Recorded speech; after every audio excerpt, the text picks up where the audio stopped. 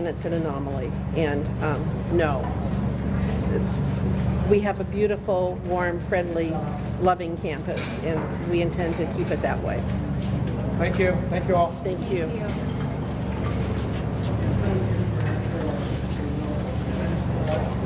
Okay, we're looking at live pictures now of the White House. The president will be making remarks here in just a couple of minutes, so we will bring that to you live as well. You were just listening to Rita Caven, the president of Umpqua Community College, who said right now, as we speak, they are still trying to reunite students with family members.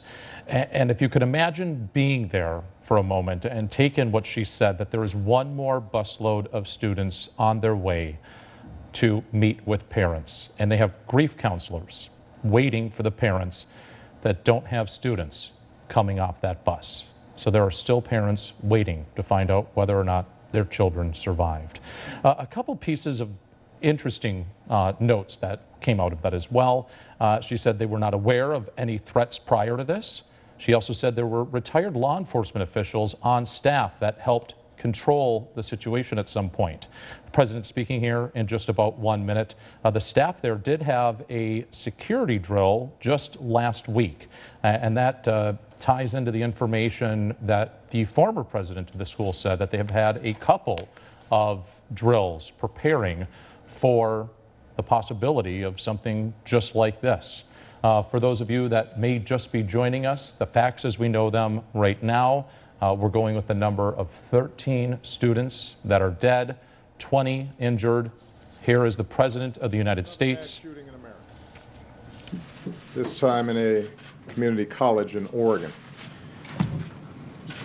That means there are more American families, moms, dads, children, whose lives have been changed forever.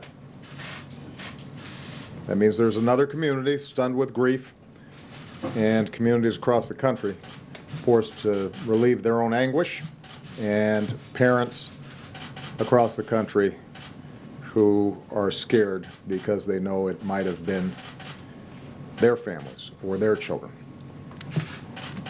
I've been to Roseburg, Oregon. There are really good people there. I want to thank all the first responders whose bravery likely saved some lives today. Federal law enforcement has been on the scene in a supporting role, and we've offered to stay and help as much as Roseburg needs for as long as they need. In the coming days, we'll learn about the victims, young men and women who were studying and learning and working hard, their eyes set on the future, their dreams on what they could make of their lives. And America will wrap everyone who's grieving with our prayers and our love. But as I said just a few months ago, and I said a few months before that, and I said each time we see one of these mass shootings, our thoughts and prayers are not enough. It's not enough. It does not capture the heartache and grief and anger that we should feel. And it does nothing to prevent this carnage from being inflicted someplace else in America. Next week, or a couple of months from now. We don't yet know why this individual did what he did. And it's fair to say that anybody who does this has a sickness in their minds,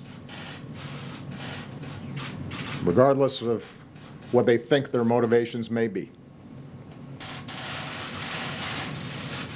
But we are not the only country on earth that has people with mental illnesses or want to do harm to other people.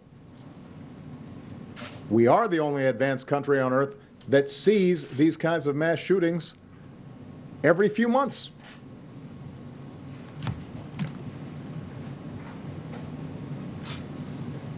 You know, earlier this year I answered a question in an interview by saying, the United States of America is the one advanced nation on earth in which we do not have sufficient common sense gun safety laws even in the face of repeated mass killings.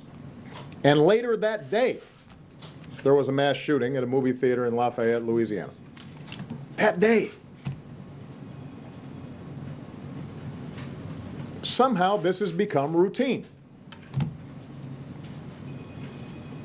The reporting is routine. My response here at this podium ends up being routine. The conversation in the aftermath of it, we've become numb to this. We talked about this after Columbine and Blacksburg, after Tucson, after Newtown, after Aurora, after Charleston.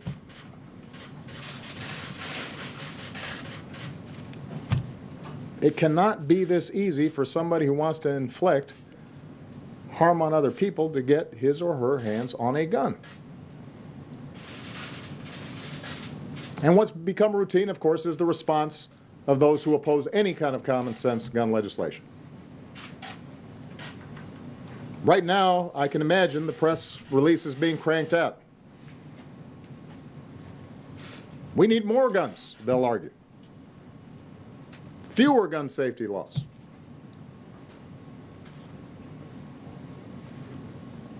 Does anybody really believe that? There are scores of responsible gun owners in this country. They know that's not true.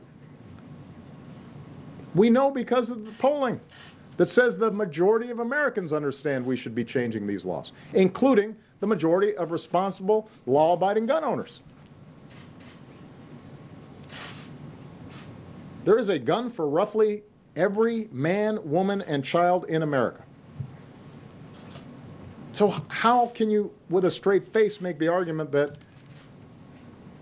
more guns will make us safer? We know that states with the most gun laws tend to have the fewest gun deaths. So the notion that gun laws don't work or just will make it harder for law-abiding citizens and criminals will still get their guns, it's not borne out by the evidence. We know that other countries, in response to one mass shooting, have been able to craft laws that almost eliminate mass shootings. Friends of ours, allies of ours, Great Britain, Australia, countries like ours. So we know there are ways to prevent it.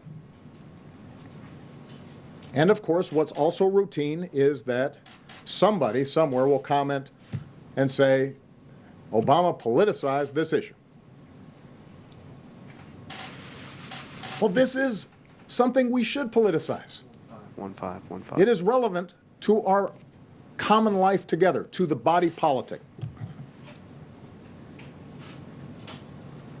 I would ask news organizations, because I won't put these facts forward, have news organizations tally up the number of Americans who've been killed through terrorist attacks over the last decade and the number of Americans who've been killed by gun violence.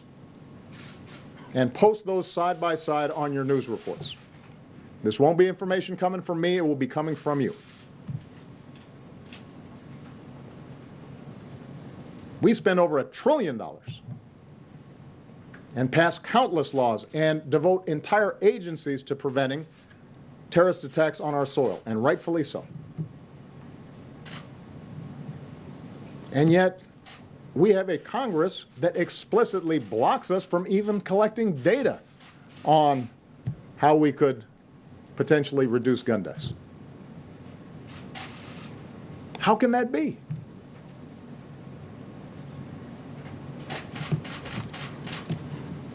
This is a political choice that we make. To allow this to happen every few months in America. We collectively are answerable to those families who lose their loved ones because of our inaction. When Americans are killed in mine disasters, we work to make mines safer.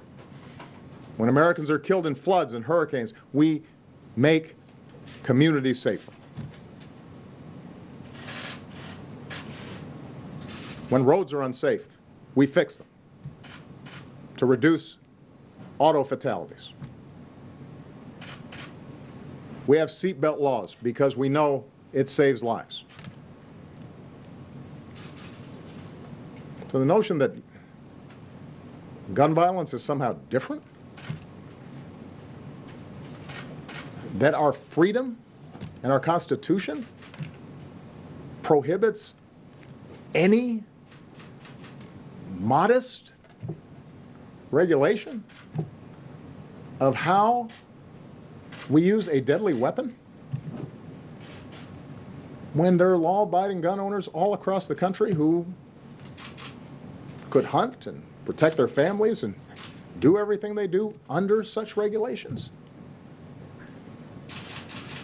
Doesn't make sense. So, tonight, as those of us who are lucky enough to hug our kids a little closer,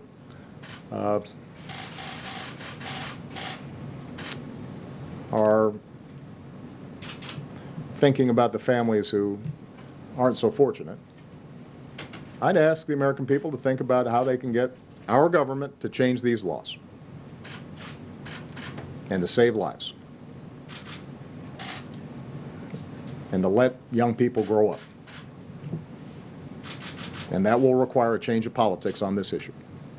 And it will require that the American people, individually, whether you are a Democrat or a Republican or an independent, when you decide to vote for somebody, are making a determination as to whether this cause of continuing death for innocent people should be a relevant factor in your decision.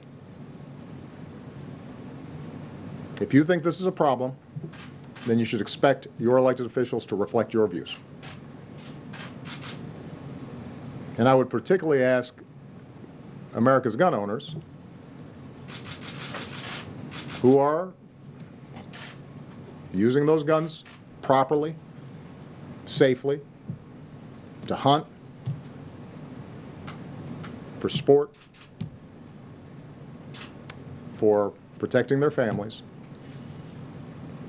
to think about whether your views are properly being represented by the organization that suggests it's speaking for you.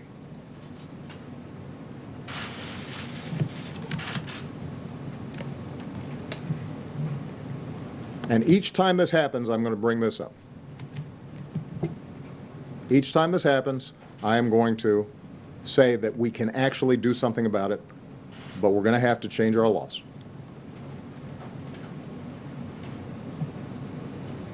And this is not something I can do by myself. I've got to have a Congress, and I've got to have state legislatures and governors who are willing to work with me on this. I hope and pray that I don't have to come out again during my tenure as president to offer my condolences to families in these circumstances. But based on my experience as president, I can't guarantee that. And that's terrible to say. And it can change. May God bless the memories of those who were killed today. May He bring comfort to their families and courage to the injured as they fight their way back. And may He give us the strength to come together and find the courage to change. Thank you. President Obama, they're making a very emotional speech at the White House. He has made this same speech, as he said, numerous times. I'm the leading state sponsor of terrorism